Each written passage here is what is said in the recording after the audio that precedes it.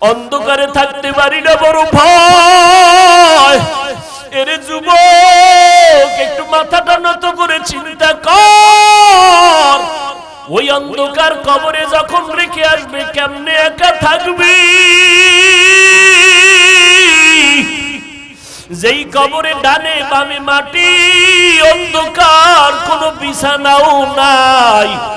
ওরে নবীর কথা মিথ্যা মনে করিস না রে যুবক, আল্লাহর কোরআনটাকে মিথ্যা মনে করিও না রে বাবা। লক্ষ লক্ষ নবীরা মিথ্যা কথা বলেন নাই, লক্ষ লক্ষ সাহাবায়ে কেরাম মিথ্যা বলতে পারেন না, কোটি কোটি ওলামায়ে কেরামরা মিথ্যা মনে বলতে পারেন না। ও যুবকেরা, আমাদের তো কোনো আমলই নাই। যাদের আমল ভালো, তাকওয়া ভালো, সাহাবায়ে কেরাম এত বেশি আমল করিয়াও কেন তারা জীবনভর কান্না করলেন কবরের ভয়ে?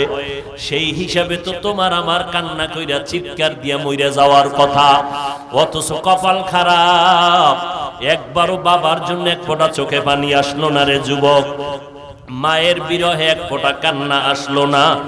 এত পাষাণ হৃদয় কেন হইলা রে বাবা? এখনো পারলে দুইটা চোখ বন্ধ করে আমার মাওলারে অন্তর দিয়া ডাকো, আর মনে মনে বলো, হে মালিক, এই ময়দানে আমার মতো গুনাহগার কেউ নাই রে আল্লাহ। আমার গুনার খবর আমার মা জানে না, ভাই জানে না, ভাই বোনেরা জানে না, আমার স্ত্রী সন্তানেরা জানে না। আমার অন্যায়ের খবর যদি আজকে সিংগাইরের মানুষ জানতো, আমারে বয়ানে একবারও বসার সুযোগ দিত না। ও দয়ার মালিক, আপনি জানেন আমি বড় কত অপরাধী। আপনি আমার অপরাধের কথা জানিয়াও পানি বন্ধ করেন নাই, বাতাস বন্ধ করেন নাই, সূর্যের আলো চাঁদের আলো বন্ধ করেন নাই, খানাও বন্ধ করেন নাই রে আল্লাহ। আজকে বুঝতে পেরেছি আমার একদিন মরণ হবে, কবরে যাওয়া লাগবে। নবী বলেন, ওই কবরে কে ধনী, কে গরিব, কে মাওলানা, কে মুফতি, কে পীর সাহেব, কোনো ভেদাভেদ নাই। সবার জন্য তিনটা প্রশ্ন কবরে রেডি হয়ে যাবে।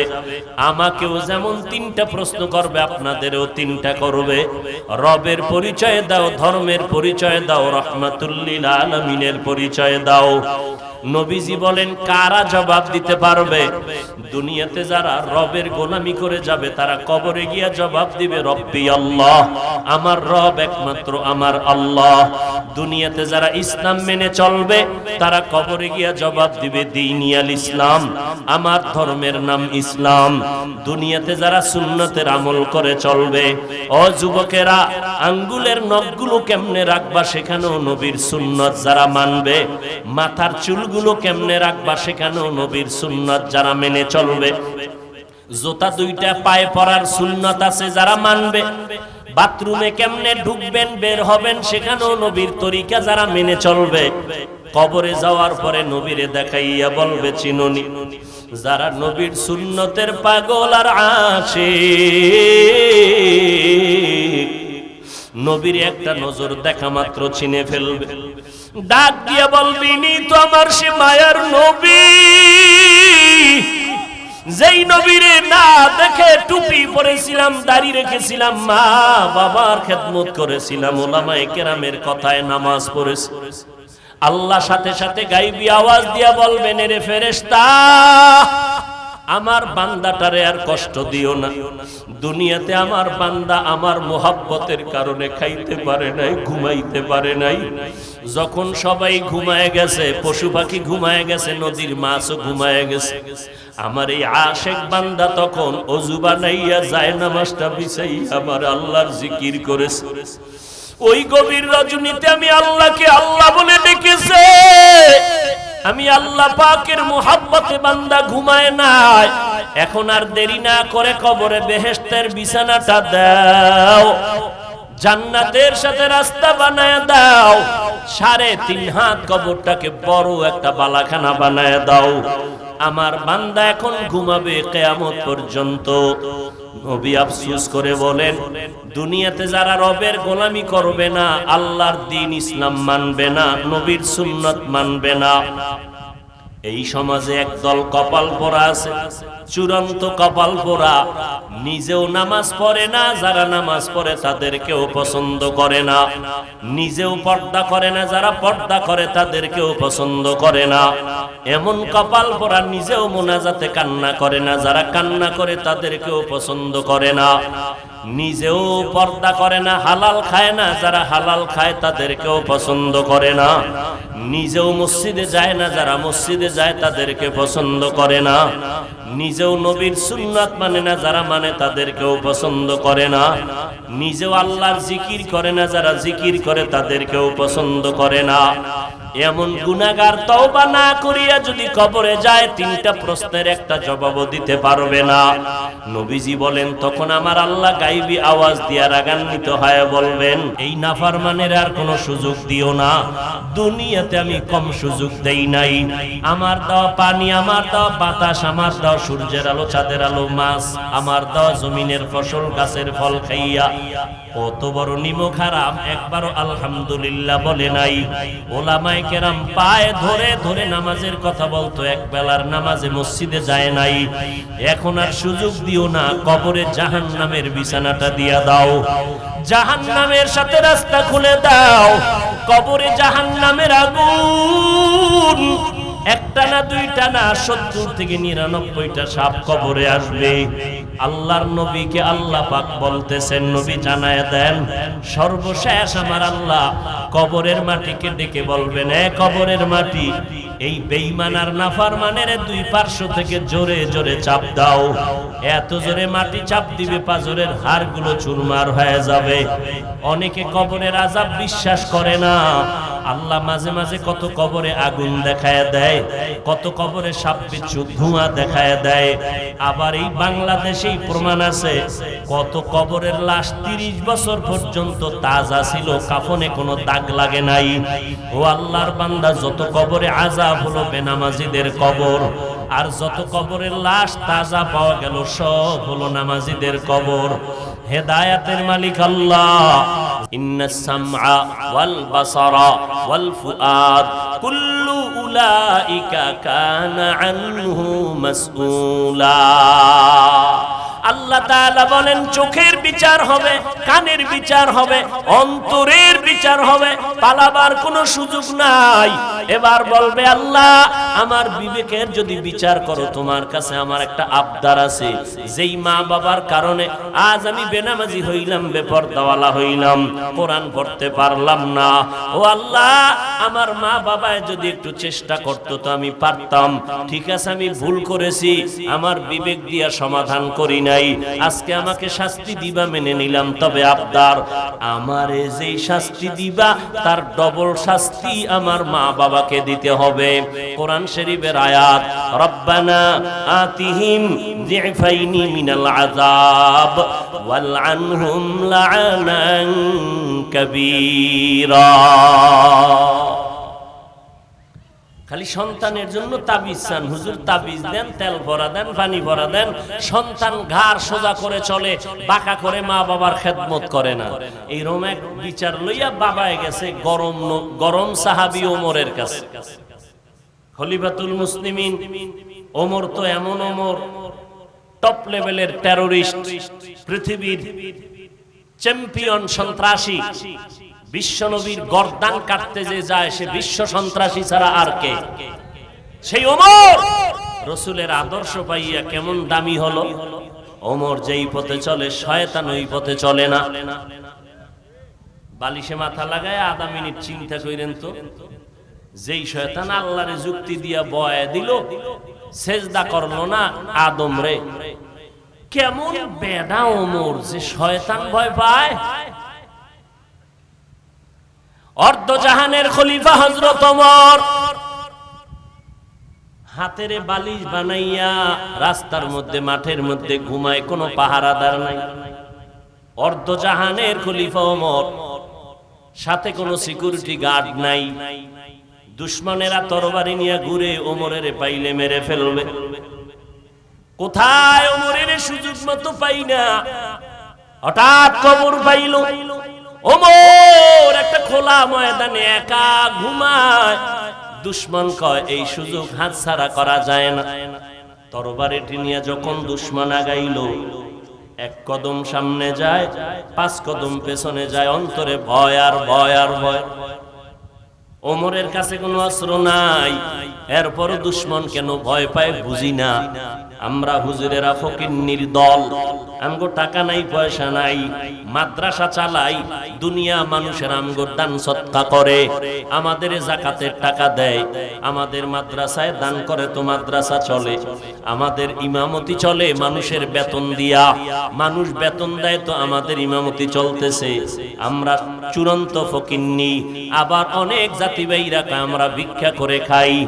এত কিছু কওয়ার পরেও বেঈমান যাদের অস্ত্রের অভাব নাই, টাকার অভাব নাই, ক্ষমতার চেয়ারের গরমের অভাব নাই, এরপরও তারা কেন না জানি হুজুরের ভয় পায়, আলেম ওলামাদের ভয় পায়।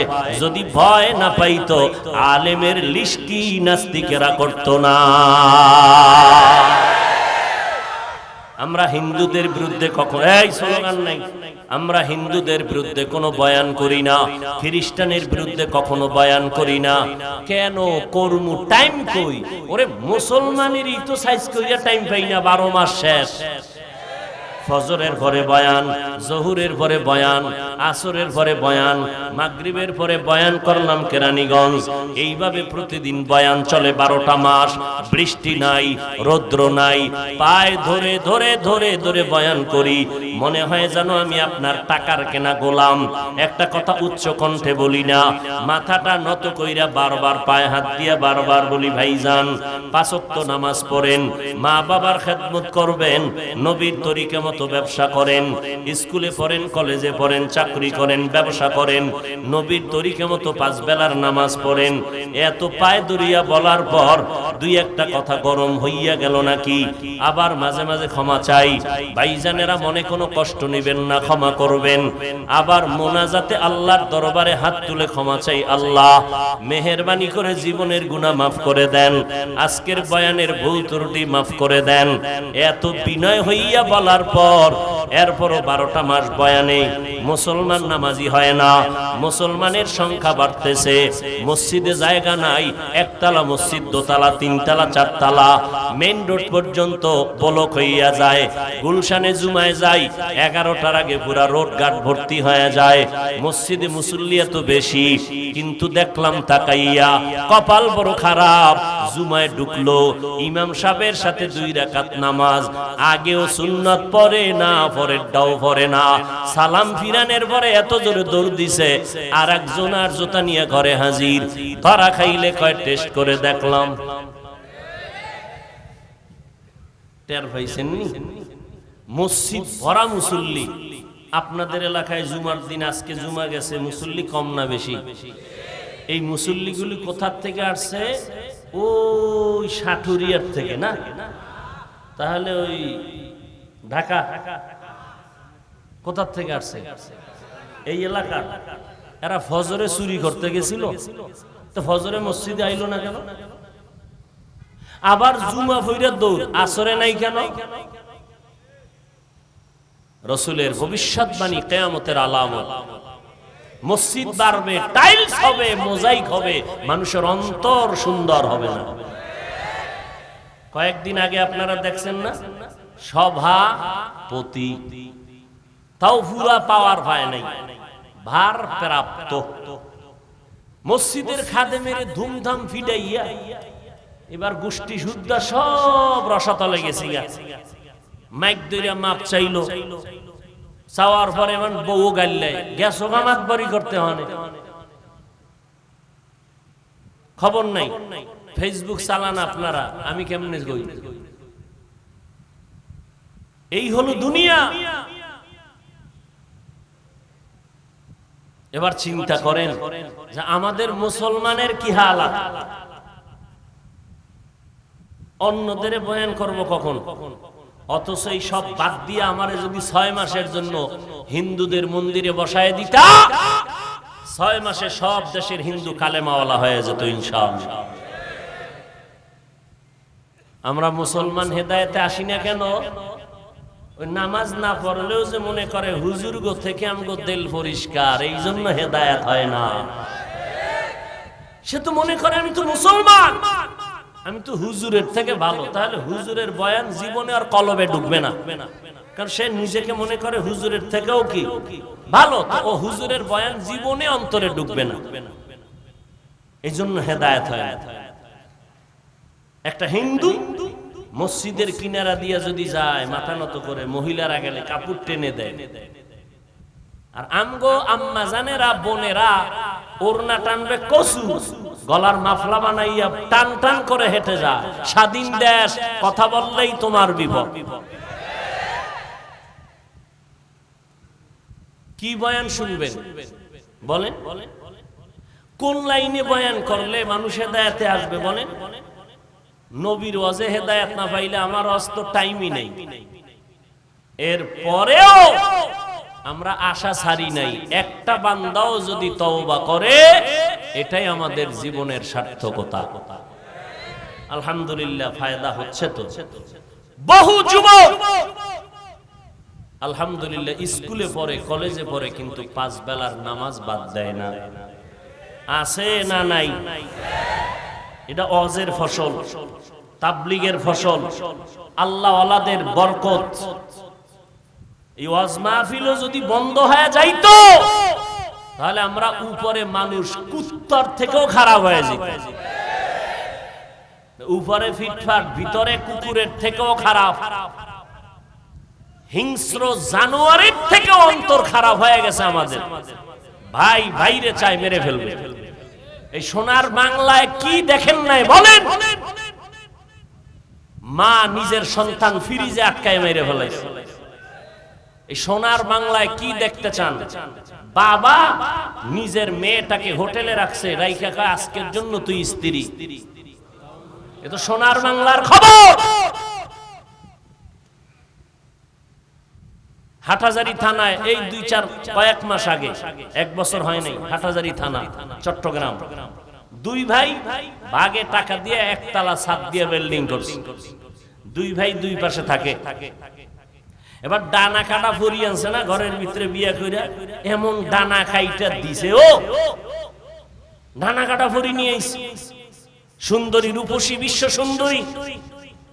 ডানা কাটা পরি ঘরে নেওয়ার পরে এই পরিতে আইসা কয় বাপ মার লাগে থাকা যাবে না, ডানা কাটো, কাইডা হেনতে চলো। বাস ছেলেরে জুদা করায় দিল মা বাবার থেকে আলাদা। তো এবার বউ পরামর্শ দেয়। তো একদিন 2 ভাই কথায় কথায় ঝগড়া লাগছে। এই ঘর করতে আমি টাকা বেশি দিছি, বড় ভাই কয় আমি দিছি, ছোট ভাই কয় আমি বেশি দিছি। তর্ক করে করে করে করে একবার যায় ছোট ভাই বড় ভাইকে মেনে নিতে পারলো না, বন্ধুদের রেডি করলো। সন্ধ্যা রাত্র যখন ঘনিয়ে গেল, ঘরের মধ্যে বড় ভাই খানা খায়, ছোট ভাই বন্ধুদের ছাদে উঠাইয়া এবার ডাক দিছে, ভাইজান একটু বাহিরে আসেন, আপনার সাথে কথা আছে। পরবর্তী সময় ওই বড় ভাইয়ের বউ সাক্ষাৎকার দিয়েছে মিডিয়ায়, বলে খাবার থেকে আমার ছোট দেওরে ডাক দিয়া নিয়ে গেল, কথা আছে বলিয়া। এরপরে আর কোনো আওয়াজ নাই। দীর্ঘ আধা ঘন্টা পর ছাদের মধ্যে শুনি ধুমধাম আওয়াজ চলতেছে, বুঝতে পারি না। এই ছাদের মধ্যে নিয়া আমার স্বামীকে ওরা জবাই করেছে। ভাই ভাইকে জবাই করার ষড়যন্ত্র করে। কি বয়ান করব বাসা নাই, কোনো জানা নাই যে কি বয়ান করলে মুসলমানের হেদায়েতের দরজা খুলে যাবে। এরে নবীর উম্মতের দল, মসজিদে লেখা দুনিয়াবি কথা বলা হারাম, এরপর জোরে জোরে আওয়াজ হয়নি। কথা কন। কমিটির লোকেরা বেশি কয়, কারণ বাধা দিবে যে ইমাম সাহেব তার চাকরি থাকবে না, কচু পাতার উপরে জীবন চলে। এরে নবীর উম্মতের দল, কোথায় যাব, কি করব, ভাষা নাই বলার। এরপর আল্লাহর কাছে দোয়া ছাড়া কোনো পথ নাই। আজকে কান্নাকাটির কারণে যতই গালি দেয় আমরা কোনো গালির জবাব দেই না। এই টুপিওয়ালা বলে কত গালি শুনলাম, কওমি মাদ্রাসায় পড়ার কারণে কত গালি শুনলাম, তাবলীগ করার কারণে কত গালি শুনলাম, আল্লাহ ওয়ালাদের কাছে যাওয়ার কারণে কত গালি শুনলাম। এরপরও গালির জবাব না দিয়া মনটাকে ছোট বানাইয়া আল্লাহর দরবারে কান্না করার দ্বারা ফায়দা তো কম হয় নাই, আলহামদুলিল্লাহ ওই ব্রিটিশরাও কিন্তু ভারতের মধ্যে এত অপচেষ্টা করিয়া মাদ্রাসা বন্ধ করে দিয়েছিল, কোরআনের আওয়াজ বন্ধ করে দিয়েছিল, শত শত আলেমের জবাই করেছিল। ওরা চাইছিল মাদ্রাসা দুনিয়ায় থাকবে না। আল্লাহ কয় আমি রাখবো কিয়ামত পর্যন্ত, কোরআনের হেফাজত করব। যত বাধা দেয় ওই বাধা দেনেওয়ালারা শেষ হয়ে যায়, কোরআনওয়ালাদের কোনো ক্ষতি করতে পারে না। ছোট্ট একটা বাচ্চা, মাত্র অল্প বয়স, সারা দুনিয়ার মধ্যে নাড়া বাড়াইয়া দিল কোরআনের তেলাওয়াত দিয়া, গোটা দুনিয়াকে জানায় দিল কোরআনের বরকতে আজ আমি বাংলাদেশের মানচিত্রটাকে সবার ঊর্ধ্বে নিয়ে নিলাম। এরে নবীর উম্মতের দল, এটা কোরআনের বরকত, আল্লাহর কোরআনের বরকত। আমি বান্দার কোনো মান নাই, কোনো দাম নাই। আজকে চেয়ারে বসাইয়া কথা বলার পেছনে কারণ আল্লাহ পাকের কোরআন আর মদিনা ওয়ালা নবীর আদর্শের বরকত। ও আল্লাহর বান্দারা, ওই কোরআন যার ঘরে আছে ঘর বরকতওয়ালা। ওই কোরআনের সাথে যে কাপড় লাগে কাপড়টাও দামি, ওই কোরআনে যে কাট লাগে কাট রেহাল হয় সে রেহালটাও দামি। ওই কোরআনটা যার সিনার মধ্যে থাকবে, মদিনার নবী কয় কোরআন সিনায় নিয়ে যদি কবরে যাও, ওই কবরের মাটি কখনো তোর দেহটা নষ্ট করবে না। এরে নবীর উম্মতের দল, আল্লাহর কোরআন এত দামি, আল্লাহর নবী কয় দুইটা জিনিস রেখে আমি বিদায় নিলাম। এক নম্বরে কোরআন, দুই নম্বরে আমার সুন্নতের আমল। আল্লাহর কোরআন ধরবা সওয়াব, পড়বা সওয়াব, দেখবা সওয়াব। মদিনার নবী কয় কোরআনটা খুলিয়া যদি তাকাইয়া তাকাইয়া মুহাব্বতে দেখো, মরণের আগে কখনো চোখের পাওয়ার নষ্ট হবে না। কয়জন মুসলমান এখানে? সবাই মুসলমান, এখানে সবাই হাজী সাহেব, সবাই মুমিন মুসলমান। কিন্তু কয়জন মুসলমান বলতে পারবেন আমার ছেলেটা কোরআন পড়তে জানে, আমার মেয়েটা কোরআন পড়ে? মাইয়া বলা বিয়া দিছেন, ছেলেটা মাইয়া বিয়া দেওয়ার সময় ছেলে লেখাপড়া কি করছে, ছেলের বাড়ি গাড়ি কেমন, টাকা পয়সা কেমন, সব চিরুনি অভিযান দিয়া তালাশ কইরা বের করলা। মাইয়া যারে বিয়া দিবা ছেলেটা কোরআন পড়তে পারে নি, একবারও জিজ্ঞাসা করলা না রে বাবা কেমনে তোমার দ্বারা শান্তি জমিনে আসবে? আবার ছেলেরে বিয়া করাইতে মাইয়া আনবা, মাইয়ার গোষ্ঠী শুদ্ধ সব খবর নিলা, টাকা পয়সা সব খবর নিলা, মেয়েটা কোরআন পড়তে জানেনি, একবারও জিজ্ঞাসাও করলা না। খোদার কসম, যার সিনার মধ্যে কোরআন তেলাওয়াত থাকবে, যেই মাইয়া কোরআন পড়নেওয়ালা শ্বশুরের ঘরে আসবে, ওই কোরআন পড়নেওয়ালা মেয়েটা শ্বশুর শাশুড়িকে কোনোদিন কষ্ট দিবে না। আল্লাহর নবী বলেন আমি উত্তম আদর্শ নিয়ে আসলাম, গ্রহণ করো। কেমন উত্তম আদর্শ? আমার নবীর উত্তম আদর্শের মতো আদর্শ জমিনে নাই। কেমন উত্তম? আমার নবীর 63 বছর জীবনে নবী একটা মিথ্যা কথা জীবনে বলেন নাই। ও সিংগাইরের মুসলমান, এমন একজন নেতার নাম বলো যেই নেতা জীবনে মিথ্যা কথা বলে নাই।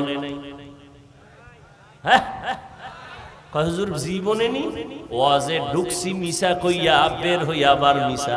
গজবের মোবাইল মিথ্যার চর্চা করাইতেছে আমাদের। মোবাইল দেখানে লাগাইয়া ঘরে বয়া বাবায় কয় আমি দেশি নেই, ঠিক নি? হাসতে হাসতে মিথ্যা কথা বলে, হাসতে হাসতে। অথচ একটা মিথ্যা কথা বলা কবিরা গুনাহ। একটা কবিরা গুনার জন্য ৭০০০ বছর জাহান্নামের শাস্তি। তওবা না করলে আল্লাহ মাফ করবেন না। ও নবীর উম্মতেরা, আরে আল্লাহর বান্দারা, কেমনে বুঝাই? এক অল্প টাইমে এত কথা কেমনে বলি? নবীর আদর্শ সন্তানের মধ্যে থাকার আগে মা বাবার মধ্যে আগে থাকতে হবে। এরে নবীর উম্মতের দল, বলতেছিলাম ওমরের দরবারে বাবায় বিচার নিয়ে গেল, আমার সন্তান আমাদের হক আদায় করে না। ওমর কয় বিচার করার আগে আসামিরে হাজির করো। সন্তানটাকে হাজির করা হলো। সন্তান, মা বাবার হক কেন আদায় করো না? এবার সন্তান ডেকে বলে খলিফাতুল মুসলিমিন, বেয়াদবি মাফ করবেন, আমি কি একটু কথা বলতে পারবো? অনুমতি আসেনি? ওমর বলে বলো। বলে ও খলিফাতুল মুসলিমিন, আব্বা আম্মার হক আমি আদায় করি নাই, আমার বিচার করবেন। ঠিক আছে, তবে আমি জানতে চাই আব্বা আম্মার পক্ষ থেকে আমি আমি সন্তানের উপরে কোনো হক আসেনি? ওমরে ফারুক বলেন আছে। বলে জানতে কি পারবো? ওমর বলে জানতে পারবা। বলে কেমনে? বলে আমি বলে দেই, শুনে নাও। ও সন্তান, মা বাবাদেরকে বলতেছে, ওমর নিজে ডাক দিয়া কয়, এ সন্তানের মা বাবা, সন্তান যদি ভালো চাও, 1 নাম্বার হক হলো ভালো একটা মা ঘরের মধ্যে নাও। ভালো ফল যদি খেতে চাও, ভালো গাছ লাগাও। ভালো সন্তান যদি পেতে চাও, ভালো একজন মা ঘরে নাও। বলে ভালো কেমনে বুঝবো? কিছু পাও আর না পাও, কোরআন পড়নেওয়ালা কিনা দেখে নাও। নাই কোরআন পড়নেওয়ালা? অভাব নাই।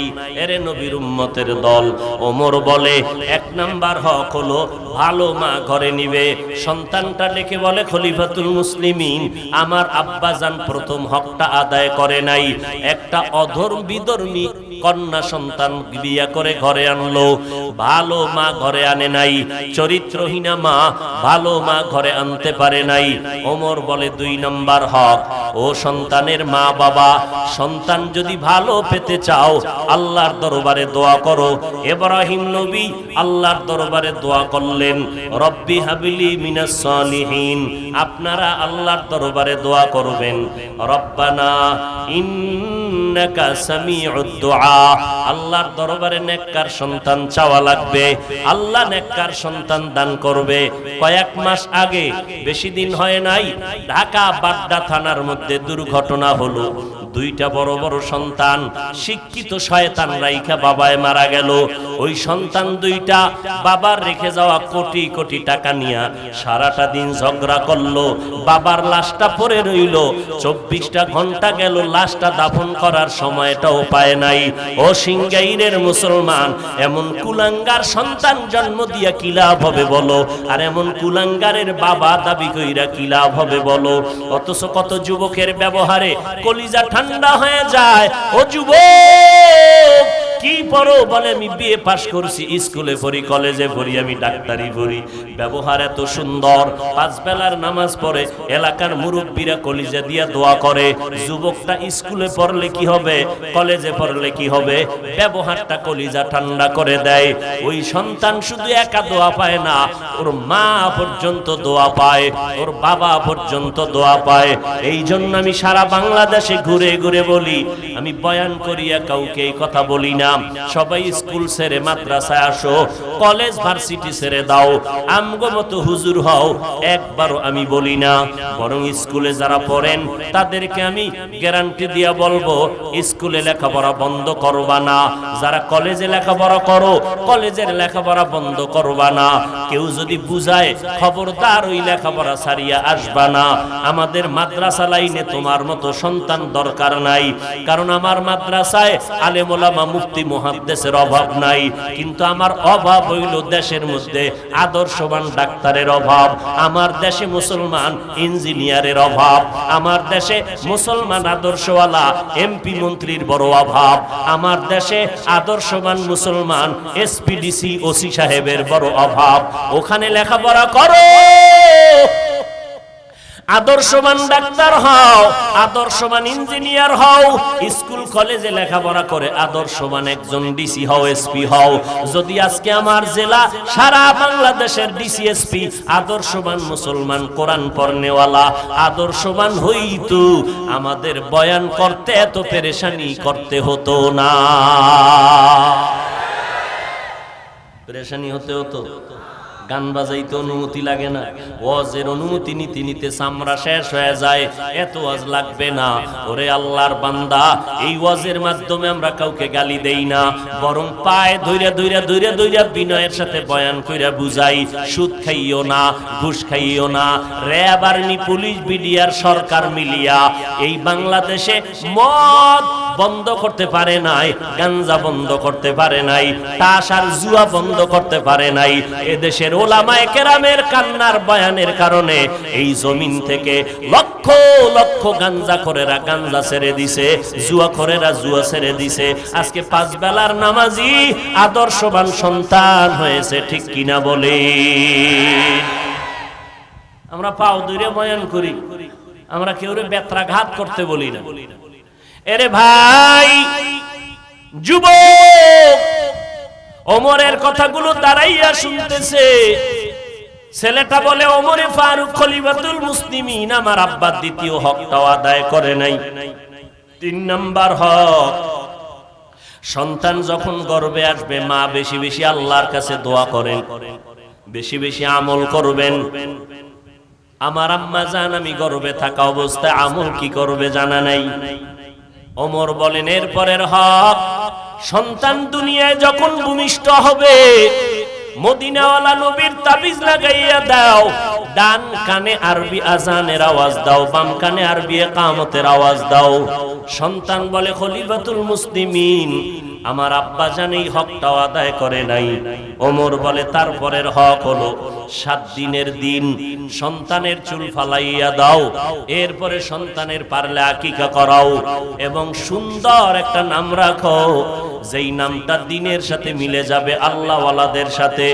কারণ মদিনার নবী বলেন, কিয়ামতের ময়দানে আল্লাহ হবেন রহিম, বান্দাকে জাহান্নামে দিতে চাইবেন না, বাহানা খুঁজবেন, কোনো একটা লাইন পাওয়া যায়নি জান্নাতে দেওয়ার।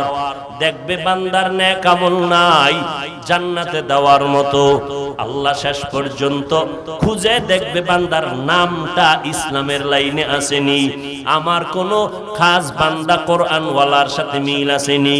নবী বলেন, যখন বান্দার নামটা কোরআনওয়ালার সাথে দেখবে মিলে গেছে, আল্লাহ বলবে, যা আমার বন্ধুর নামের বরকতে তোরে জান্নাত দিয়ে দিলাম। আতিনা ফি দারে দুনিয়া না হাসান, আতিনা ফি দারে উকবা না হাসান, ইয়া গিয়াসাল মুস্তাগীসিন হদিনা লাফতিখারা বিল উলুমে ওয়াল গিনা। সন্তানের নাম হৃদয়, সবুজ গম্বুজ, বেরাস ফায়ার, হাসি খুশি, বৃষ্টি আছে না নাই? সারা দুনিয়া খুঁজো, সারা দুনিয়াতে বিধর্মীদের ঘরে খুঁজে দেখো, আব্দুর রহমান নামে একটা ছেলে পাওয়া যাবে, রহিমা নামে একটা মেয়ে পাওয়া যাবে নি। আমরা মুসলমান কেন এত বেহায়া হইলাম, এত নির্লজ্জ কেন হইলাম? দুনিয়ার কোন বিধর্মী মুসলমানের নাম সিলেক্ট করে নাই, অথচ আমরা কেন ঘরে ঘরে বিধর্মীদের নাম সন্তানের ডাকি? ব্যাপারটা কোথায়? ইসলামের নাম কি টান পড়ে গেল? মুসলমানের নামে কি অভাব? নবী বলে, একটা নামের বিনিময়ে সন্তান জান্নাত পাবে। ওমর কয়, প্রথম বাবার হক, সন্তানের ভালো নাম রাখো। ছেলেটা কয়, ও খলিফাতুল মুসলিমিন আমার আব্বা জান ভালো নাম রাখে নাই।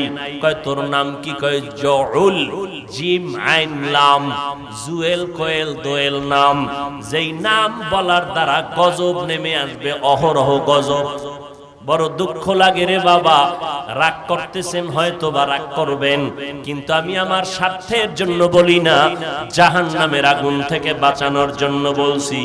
পায়ে হাত দিলেও যদি কেউ বলেন, হাফিজ ভাই আমার পায়ে যদি হাত দাও, আমি আর নামাজ ছাড়বো না, বেপরদায় চলবো না, মা বাবার সাথে বেয়াদবি করবো না, পাও দুইটা আগাইয়া দাও, আমি নিচে নাইমা তোমার পায়ে ধরতে রাজি। ও আল্লাহর বান্দারা, মনে মনে ভাবতেছো আমরা টুপিওয়ালারা বুঝি বোকা হয়ে গেলাম, মাথা খারাপ। খোদার কসম, আমাদের মাথা নষ্ট হয় নাই, এই টুপিটা মাথায় দিছি। আজকে যদি তোমার মতো চিন্তা করে দেখতাম, টুপি মাথায় দিনে মাথা গরম, এই চিন্তা করার পরেও কেন টুপি ফালাই না? তোমার মতো প্যান্ট শার্ট টাই লাগাইয়া রাস্তায় যদি মাস্তান ভাব নিয়ে চলতাম, কেউ আমারে বাধা দিত না। ও আল্লাহর বান্দারা, এত গরমের মধ্যে টুপিটা ফালাই না, এত গরমের মধ্যে জামা ফালাই না, যৌবনের বাপ মনে হয় যেন চলে যাচ্ছে, এরপরেও কেন নামাজ ছাড়ি না, বেপরদায় চলি না, হালাল খাই। ও যুবক, আল্লাহর ওয়াস্তে একটু বিবেকটাকে জিজ্ঞাসা করো রে বাবা। আল্লাহর কোরআনটা সামনে আছে, আল্লাহর কোরআন পড়িয়া দেখলাম ওই কোরআনের মধ্যে একটা ভুল নাই। কত বড় বড় বিধর্মীরা আল্লাহর কোরআনের ভুল বের করার জন্য প্রচেষ্টা করলো, একটা ভুল তো বের করতে পারলো না, বরং মাথা নত করিয়া কালেমাওয়ালা মুসলমান হয়। কয়দিন আর দুনিয়াতে বাহাদুরি করবা? আমি আপনাদেরকে নামাজি হতে বলছি ঠিকই, কিন্তু আমাদের মতো বড় হুজুর হওয়ার আপনার দরকার নাই। স্কুল কলেজে পড়েন, যে লাইনে থাকেন, চাকরি করেন, ব্যবসা করেন, ওখানে থাকিয়া 5 বেলার নামাজ পড়বেন, মা বাবার দোয়া নিয়ে চলবেন, নবীর আদর্শওয়ালা জিন্দেগি নিয়ে চলবেন। দেখবেন লেখাপড়ার মধ্যে বরকত হবে, কামাই রুজির মধ্যে বরকত বেড়ে যাবে। ও যুবক, আল্লাহর গোলাম, আজকে মনে মনে ভাবতেছেন হুজুরদের কথা মানিয়া যদি নবীর আদর্শ মেনে চলিত, স্বাধীনতা নষ্ট হয়ে যাবে। ও আল্লাহর বান্দারা, আপনারা আমাকে একটু জবাব দিবেন, আমরা যারা নবীর তরিকা মেনে চলি আর আপনারা যারা নবীর তরিকা মানেন না, বলেন আপনারা আমাদের থেকে কত আগাইয়া আছেন সম্মানে? আমি আপনাকে রেজাল্ট দিয়া যাই, যদি ভুল বলি আমাকে দাঁড়াইয়া বলবেন, আমি সবার সামনে তওবা করে নিব। ও ভাইজানেরা, আপনারা যারা নামাজ পড়েন না, নবীর তরিকা মানেন না, আমি তাকাইয়া দেখলাম, গভীরভাবে গবেষণা করে দেখলাম, আপনারাও যেমন 3 বেলা খান, আমরা নবীর তরিকা ঠিক রাখিয়াও 3 বেলা খাইতেছি। শুধু 3 বেলা না, আমরা আরো বেশি খাই, আপনাদের থেকে অনেক বেশি। যখন পাই তখনই পাই আর খাই, পিওর খানা খাই, হালাল ভাবে খাই, কোনো হারাম খাই না, ইয়াবা খাই না, বিড়ি মুখে নেই না, গাঞ্জা মুখে নেই না, মদের বোতল নেই না, পিওর খানা খাই। আলহামদুলিল্লাহ, দিমাগ নষ্ট হয় না। যারা বিড়ি টানবে, গাঞ্জা খাবে, মদ পান করবে, রসুলের আদর্শ বিরুদ্ধে, নবী বলেন তাদের দিমাগ নষ্ট হয়ে যাবে, তাদের অন্তরের পার্টস গুলো নষ্ট হয়ে যাবে। ও আল্লাহর বান্দারা, আমরা আলহামদুলিল্লাহ আপনাদের মতোই তো খানা খাইতেছি। নাম্বার 2, আপনারা নবীর তরিকা বাদ দিয়া আজকে ব্যবসা করেন, চাকরি করেন। আলহামদুলিল্লাহ, আমরা নবীর তরিকা ঠিক রাইখাও তো ব্যবসা চাকরি করতেছি। আমাদের লাইনে ব্যবসায়ী চাকরিজীবীর অভাব নাই। আপনি নবীর তরিকা বাদ দিয়া, মা বাবার খেদমত বাদ দিয়া আপনারা দেশ বিদেশ স্বাধীনভাবে সফর করেন। আলহামদুলিল্লাহ, আমরা নবীর তরিকা ঠিক রাখিয়াও তো দেশ বিদেশ সফর করি। আমাদের স্বাধীনতাও তো কখনো নষ্ট হলো না। আপনারাও যেমন স্বাধীনভাবে আছেন, আমরাও তো স্বাধীনভাবে আছি। শুধু তাই না, দেখা হলে এমপি সাহেব বলে হুজুর সালাম দোয়া চাই, মন্ত্রী মহোদয় বলে হুজুর সালাম দোয়া চাই, মানুষ দোয়ার জন্য দৌড়ায়।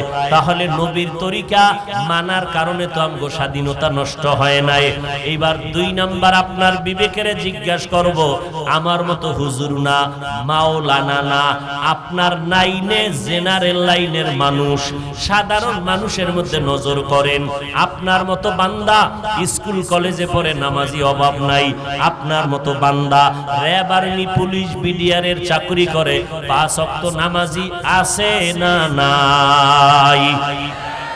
তাহলে আপনার বিবেকটাকে জিজ্ঞাসা করেন, আপনি কেন পারেন না? আপনার মতো আমার মতো বান্দা রাস্তায় গাড়ি চালায়, ড্রাইভারি করে, এক বেলার নামাজও বাদ দেয় না। আপনার বিবেক নামের আদালতকে বলেন, আপনি কেন পারবেন না? আপনার আমার মতো যুবক সন্তান, আপনার আমার মতো বান্দাটা শ্রমিকের কাজ করে, নদীর মধ্যে মাছ ধরে, কৃষি কাজ করে, গামছা বিছাইয়া নামাজ পড়ে নেয়, এক বেলার নামাজও বন্ধ করে না। আপনি নিজেকে প্রশ্ন করেন, আপনি কেন পারবেন না? ও যুবক, আল্লাহর গোলাম, আপনার কি মনটা চায় না? ও পর্দার আড়ালের আম্মা জানেরা, ও মা, আপনাদের এত দাম, আপনারা নবী না, তবে নবীদের মা, আপনারা সাহাবায়ে কেরামের মা, আপনারা উলামায়ে কেরামের মা, আপনারা হাফেজে কোরআনের মা, আপনাদের কত দাম। সারা রাত যদি শুধু আপনাদের মর্যাদার বয়ান করি শেষ করা যাবে না রে আম্মা জান। আপনাদের এত মর্যাদা, একজন আল্লাহর বান্দি নবীজির স্ত্রীর ঘরে গিয়া বলে, ও পয়গম্বরের স্ত্রী, আমাদের একটু অন্তরে ব্যথা। বলে কি? নবীরে জিজ্ঞাসা করে আমাদের জবাব দেন। পুরুষেরা গিয়া জানাজার ময়দানে সওয়াব কামাই করে, আমরা মহিলারা তো জানাজায় যাইতে পারি না, আমরা এত সওয়াব কেমনে পাবো? পুরুষেরা জুমার মসজিদে গিয়া সওয়াব কামাই করে, আমরা তো জুমায় যাইতে পারি না, আমাদের সওয়াব বুঝি কম হয়ে গেল? পুরুষেরা জিহাদের ময়দানে গিয়া সওয়াব কামাই করে, আমরা তো জিহাদের ময়দানে যেতে পারি না। নবীজির থেকে জবাব আইনা নবী জানায় দিলেন, ও স্ত্রী, নবীর পক্ষ থেকে তাদেরকে মহিলাদের জানায় দাও, কিয়ামত পর্যন্ত আনেওয়ালা নারীদের জানায় দাও। ও পর্দার আড়ালের মা বোনেরা, আল্লাহর নবী জবাব দিয়েছেন, পুরুষেরা জুমায় গিয়া সওয়াব পাবে, জানাজায় গিয়া সওয়াব পাবে। আপনার জানাজায় যাওয়া লাগবে না, জুমার মসজিদে যাওয়ার প্রয়োজন হবে না।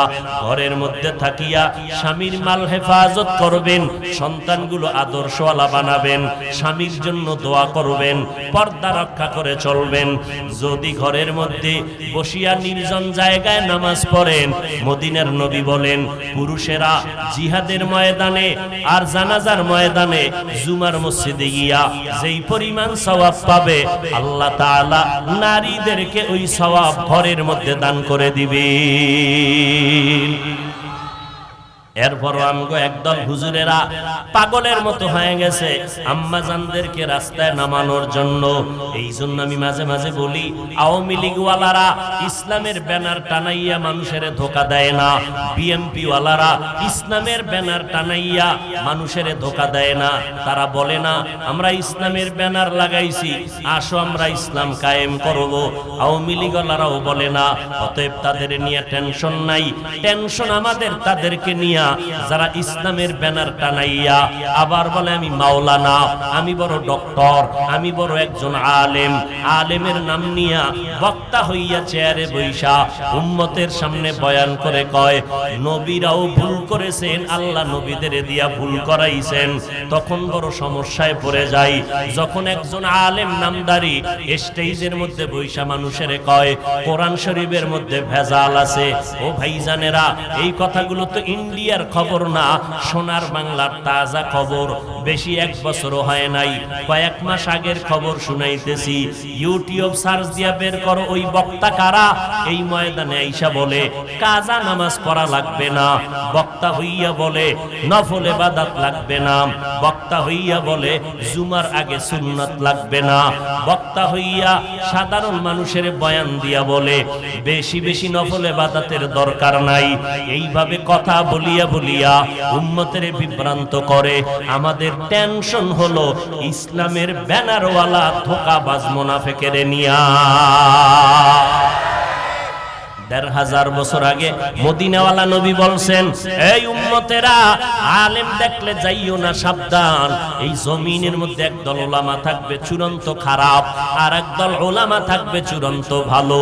ক্বালান নবিয়্যু সাল্লাল্লাহু আলাইহি ওয়া আলিহি ওয়া সাল্লাম, আলা ইন্না শাররাশ শাররি শিরারুল উলামা ওয়া ইন্না খায়রাল খিয়ারি খিয়ারুল উলামা। দুনিয়াতে খারাপের তুলনায় সবথেকে খারাপ হলো উলামা, আবার ভালোর তুলনায় সবথেকে ভালো হলো উলামা। যারা খারাপ তাদেরকে বলে বাতিল, আর যারা ভালো তাদেরকে বলে আহলে হক। অতএব উলামাদেরকে লাগবে। উলামা কেরাম ছাড়া আমল করা যাবে না, উলামায়ে কেরাম ছাড়া নিজের অন্তর ধোলাই করা যাবে না, নবীর আদর্শ খুঁজে পাওয়া যাবে না। তবে খবরদার, উলামাদের কাছে যাইতে গিয়া বাতিলের কাছে যেন না যাই। সাবধান সাবধান, যারা কাজা নামাজ লাগবে না বলে তারা বাতিল, যারা বলে বেশি নফল ইবাদত লাগবে না তারা বাতিল, যারা বলে বিতরের নামাজ লাগবে না তারা বাতিল। যেই বক্তা আলেম বলে নবীরা ভুল করেছেন, আল্লাহ নবীদেরকে দিয়া ভুল করাইছেন, সন্দেহ নাই এই আলেম নামের রাসূলের হাদিস মতে আহলে বাতিল। গীবত করলাম না কেন? হিংসা অন্তরে না? ভণ্ডদের বিরুদ্ধে, বাতিলের বিরুদ্ধে কথা বলা এটা ঈমানের দাবি, এটা কখনো হিংসা না। আমার নবী ভণ্ড বাতিলের বিরুদ্ধে বলেছেন কি বলেন নাই? অতএব বাতিলের বিরুদ্ধে। আরে কি কয়, কোরআন শরীফের মধ্যে অনেক ভেজাল। নাউজুবিল্লাহর আওয়াজে বোঝা গেল ওই পক্ষের কিছু বাতিল আছেন নাকি? কোরআন শরীফে ভেজাল আছে? হ্যাঁ, যেই বক্তা কয় যে হাদিসের থেকেও কোরআনে জাল বেশি,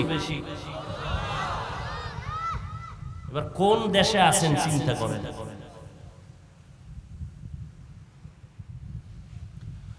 হায় হায়, আল্লাহ হেদায়েত দান করুন। এরে নবীরা আশিক, এজন্য উলামায়ে আহলে হক কেমনে বুঝবেন কারা হক আর বাতিল? চিনা যায় না, কারণ সিটি গোলার স্বর্ণের কালারের মতো সব এক, ডিজাইনও এক। যারা উলামা হক তাদেরও দাড়ি আছে, টুপি আছে, যারা বাতিল তাদেরও দাড়ি টুপি আছে না নাই? চিনবেন কি করে কে বাতিল কে হক? স্বর্ণ আর সিটি গোল্ড চিনার মতো যেমন ব্যবস্থা আছে, হক বাতিল চিনার মতো ব্যবস্থা আছে। ওটা কোষ্টি পাথর, হক বাতিল আলেম চিনার কোষ্টি পাথর হলো কোরআন আর সুন্নাত। আপনি বুঝবেন না, যাদের অন্তর চক্ষু খোলা আছে তারা দেখলে বুঝে ফেলবে। তবে স্বাভাবিক আওয়াজে বলে যাই সংক্ষেপে, যার বয়ানে দেখবেন দিলটা নরম হয়, যাদের বয়ানে আমল ভালো হয়, মানুষ জান্নাতের পথে আগায়, আমলওয়ালা হয়, তারাই হলো আহলে হক। আর যারা মানুষকে উম্মতের থেকে আলাদা করে, কোরআন থেকে আলাদা করে, আমল থেকে দূরে সরায়, বুঝে নিতে হবে ডাল মে কুছ কালা হয়, তাদের লেবাসের মধ্যে হতে পারে কোনো ভেজাল। এই ভেজাল মানিকগঞ্জ সিংগাইরে ঢুকে নাই। আল্লাহ হেদায়েত দান করুন। আরো আস্তে করে বলেন, রাগ করতেছেন? বাতিলের বিরুদ্ধে কথা বলা এটা ঈমান। কেউ হিংসা বলবেন না। গীবত হলেও এই গীবতে সওয়াব আছে। গীবতে কি আছে? দলিল ওয়াইলুল লিকুল্লি হুমাযাতিল লুমাযা সূরা আছে না? এটার বাংলা তরজমা করে দেখেন, টের পাইবেন গীবত করলে কোন জায়গায় সওয়াব হয়, ওখানে লেখা আছে। ওর যুবক, ও পর্দার আড়ালের আম্মা জান, মনটা কি চায় না একটা আদর্শ সন্তানের মা বাবা হইয়া কবরে যাবেন?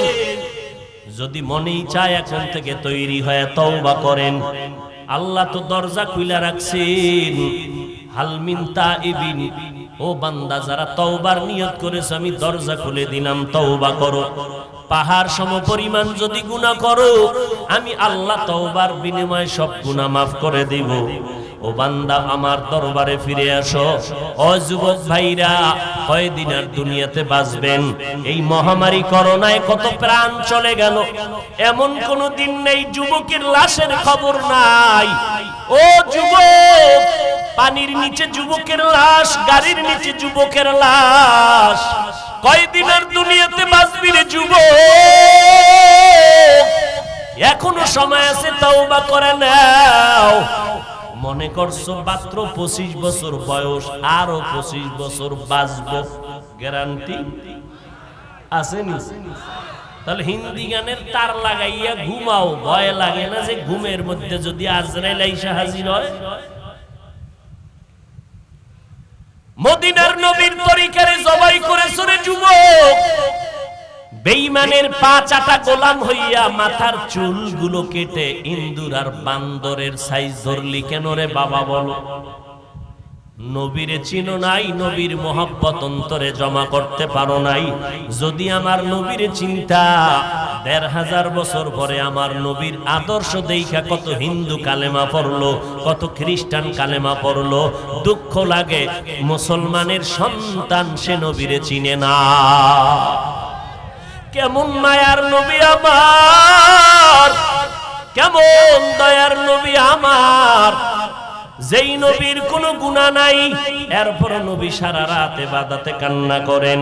ও আল্লাহর বান্দারা, আবু বকর জান্নাতের সার্টিফিকেট পেলেন দুনিয়ায়, এরপর মরণ পর্যন্ত কান্না করেছেন। অন্ধকার কবরে আমার কি উপায় হবে? ও আল্লাহর বান্দারা, কিসের বাহাদুরি করো? তোমাদের একজন বন্ধু আছে, নাম সবাই জানো, ইউটিউবে সার্চ দিলে পাইবা মাইকেল জ্যাকসন। আছে না তোমার বন্ধু? ওই মাইকেল জ্যাকসনের ইতিহাস জানো? যে মাইকেল জ্যাকসন একটা গান গাইলে লক্ষ লক্ষ ডলার পাইতো হাদিয়া। টাকার যখন পাহাড় হয়ে গেল মাইকেলের, তিনি মনে মনে স্থির করলো আমি তাড়াতাড়ি মরবো না। কতে কয়দিন বাঁচতে চাও? বলে 150 বছরের আগে আমি মরবো না। এবার প্রস্তুতি নেওয়া শুরু করলো মাইকেল। কোটি কোটি কোটি কোটি ডলারের পাহাড় বানাইয়া মাইকেল বলে আমি 150 বছরের আগে মরবো না। চেহারাটারে বাদাই করলো, বডিটারে বাদাই করলো। 20-এর উপরে অল টাইম ডাক্তার তারে পাহারা দেয়, একটা খানা শতবার চেক করে খায়। এই মাইকেল 150 বছর পর্যন্ত বেঁচে থাকবে। হাওয়া বাতাস গায়ে লাগায় না, ধুলাবালু লাগায় না, চেহারাটারে আটকাইয়া রাখতো, জীবাণুনাশক যেন ভেতরে আক্রমণ করতে না পারে। হাত দিয়া কারো সাথে সাক্ষাৎ দিত না, চামড়াটারে আটকায়া রাখতো, অন্যের হাত থেকে ভাইরাস ঢুকতে পারে। ওই মাইকেলের নিয়ত হলো 150 বছর আমি জীবিত থাকবো দুনিয়ায়। আমার প্রস্তুতি কমপ্লিট হয়ে গেল, কিন্তু আল্লাহ কয় তোরে অল্প দিনের মধ্যে আজরাইলের হাতে পাঠিয়ে দিব। যখন মাইকেলের হায়াত 50-এর কোঠা পেরিয়ে গেল, মাইকেল একদিন চিন্তায় পড়ে গেল। হঠাৎ শরীরটা দুর্বল লাগে। অল টাইম 20 জনের উপরে ডাক্তার পাহারা দেয়, খানা চিকিৎসার কোনো অভাব নাই। মাইকেল একটু বিশ্রামে গিয়া নাক টেনে একটা ঘুম পড়ল। ডাক্তারেরা চতুর্পার্শ্বে পাহারা দিল। মাত্র বয়স হলো 50-এর কোঠায়। এই মাইকেল এমন একটা ঘুম দিল, ডাক্তারেরা দীর্ঘ টাইম অপেক্ষা করে বডির মধ্যে হাত দিয়া দেখে মুহূর্তের মধ্যে মাইকেলের বডি শক্ত হয়ে গেল, পায়ে বরফের মতো ঠান্ডা হয়ে গেল। ডাক্তারেরা চিৎকার দিয়ে বলে আমরা এতগুলো ডাক্তার পাহারা দিলাম, কোন সময় মাইকেলের জানটা চলে গেল আমরা তো অনুভব করতে পারি নাই। ও যুবকেরা, এর থেকে দৃষ্টান্ত আর কেমনে দিলে তোমরা ঠিক হইয়া চলবা? ও যুবক, আমিও তো তোমার মতো যুবক।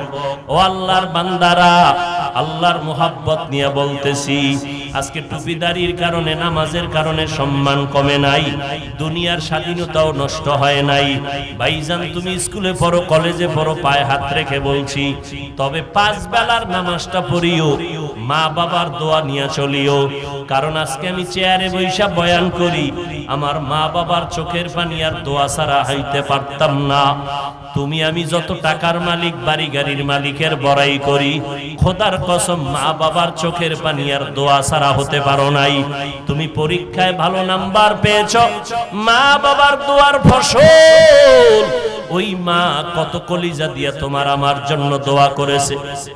ওই মা বাবাকে যত কষ্ট দিয়েছি, মা বাবা কখনো তোমার আমার জন্য বরদোয়া করে নাই। তুমি আমি কত মা বাবারে গালি দিছি, কিন্তু মা চোখের পানি ছেড়ে আল্লাহর কাছে দোয়া করছেন, ও আল্লাহ তুমি আমার সন্তানটারে হেদায়েত দাও, তুমি আমার সন্তানটারে সুস্থতার জীবন দান করো। আজকে ওই মাকে যারা হারাইলা, ওই বাবাকে যারা হারাইয়া এতিমের মতো এখানে হাজির হয়েছো, ওই মা বাবা অসহায়ের মতো তোমার আমার দিকে দোয়ার অপেক্ষায় তাকাইয়া।